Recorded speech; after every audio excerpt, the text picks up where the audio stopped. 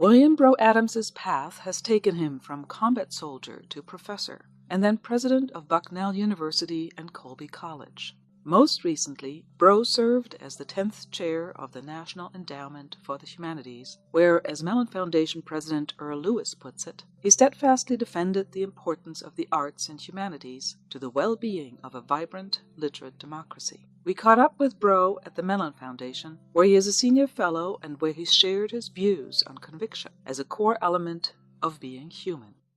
What is my conviction when I look at the world and try to understand these complicated things that are happening in it? How do I get to my convictions? You know, one of the things in education that we're always trying to do is to help students sort out their convictions. Which of your convictions are examined, which are unexamined? Where do they come from? How did you get them? Have you thought them through? And I suppose there are places in the country where conviction isn't talked about at all, or isn't really encouraged.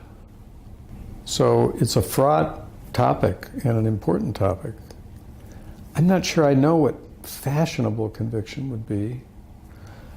I mean, I suppose around all conviction issues, or issues of conviction, I suppose there are always certain kinds of social pressures, one form of which is what people call variously political correctness, I think,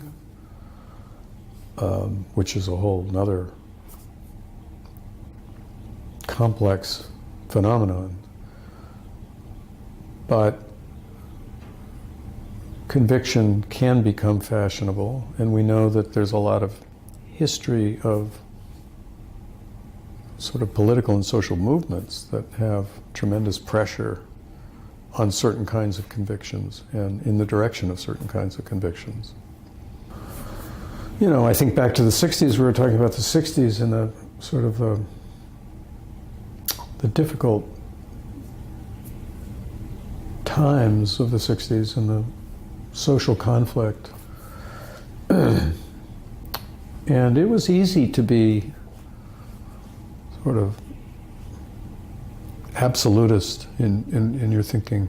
And people got driven into these kind of extreme places. And I think I got, you know, I had some extreme sorts of thoughts and emotions. Because as you get older and you get more experience, you become more attuned to complexity and ambiguity. You can't become so attuned that you sort of, that's all that's left. You have to have conviction, right? You have to have an orientation in the world, but the orientation and the conviction has to be informed by the complexity and ambiguity of what you're dealing with. I think I've become more convinced of the importance of the forms of knowledge that I spent so much time acquiring. And more worried about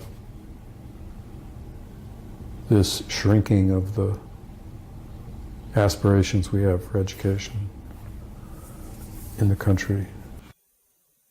The Conviction Project is part of the Humility and Conviction in Public Life project at the University of Connecticut, created with the generous support of the John Templeton Foundation.